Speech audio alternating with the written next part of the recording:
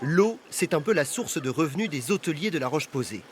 Mais avec la crise sanitaire mondiale, les curistes désertent la ville thermale et l'établissement d'Elisabeth Philibert. Cette chambre est libre depuis 4 mois.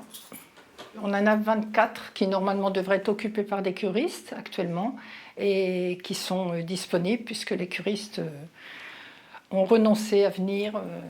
Pour accueillir la clientèle de passage, la gérante emploie toujours une femme de ménage. Alcoolique. On désinfecte tout ça. Mais son mari, directeur adjoint de l'hôtel, est lui au chômage partiel. On consacre notre financement à pouvoir payer un salaire pour une femme de ménage. Vous-même, vous n'avez plus de salaire là pour l'instant.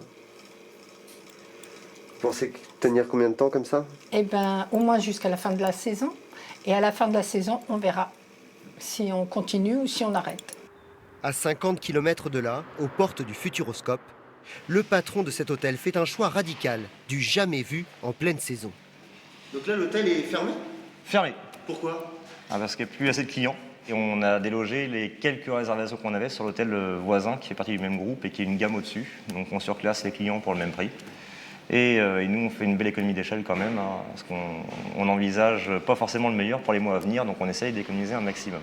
Une fermeture temporaire qui permet à Hugues Balouche de concentrer clients et salariés dans un seul établissement de 200 places qu'il remplit au jour le jour. Les gens réservent très très tard et donc c'est difficile de prendre des décisions, de pouvoir prévoir les équipes, les plannings, le matériel, etc. C'est très compliqué, mais bon, on va s'adapter. Rien que dans cet hôtel, l'avenir de plus d'une centaine d'employés dépend directement d'une activité touristique en crise.